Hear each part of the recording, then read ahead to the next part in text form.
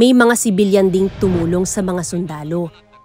Kahit malagay ang buhay nila sa alanganin. Tinatago ka ng mga civilians doon. Yung mga kaso, let's say na yung mga lola ay mahahaba yung palda nila, sinasabi, pasok ka dito sa ilalim ng palda ko. Then, magtatago yung sundalo doon. Tapos, aalis na lang yung lola na yun, kasama yung sundalo. So, may mga kaso na ganun talaga, nagtulungan sila.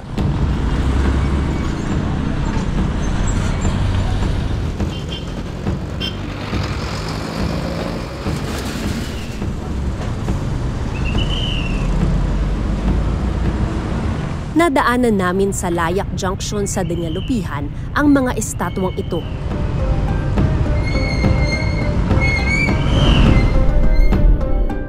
Dito naganap ang first line of defense ng mga Pilipino at Amerikano noong Battle of Bataan. Ito yung Philippine flag, nakataas yung pula kasi yan yung nagsisimbolo kapag in a state of war tayo. Ngayon, blue na sa taas kasi state of peace, and sana in our lifetime, hindi natin ulit makita na ganito yung Philippine flag. Nakaukit na lamang sa mga bato ang kabayanihan na nangyari mahigit 80 taon na ang nakararaan.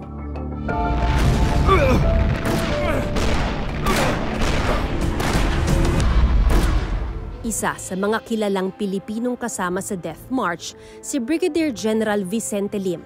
Isa sa 3 personalidad na nasa 1,000 pisong papel. Si Lim ang kauna-unahang Pilipinong nagtapos sa West Point, ang US Military Academy. At least for the Americans, there was already talk very early on na, sige, pakawalan natin yung Pilipinas at some point.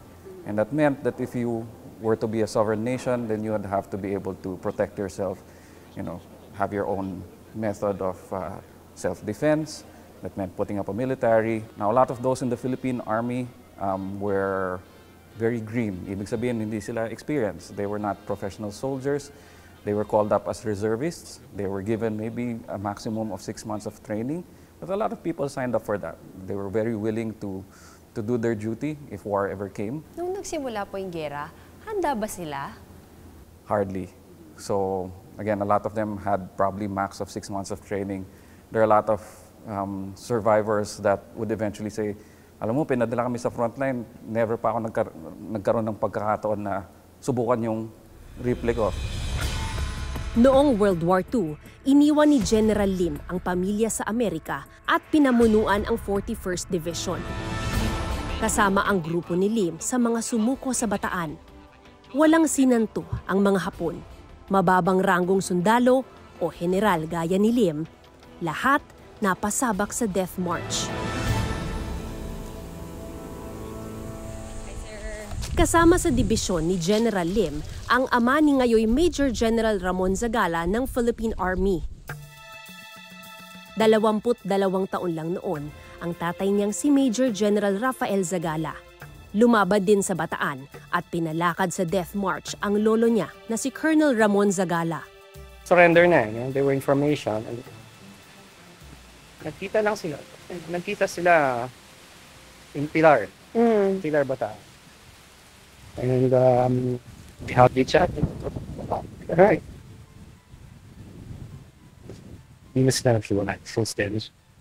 My grandfather, I think, was stricken with influenza in area.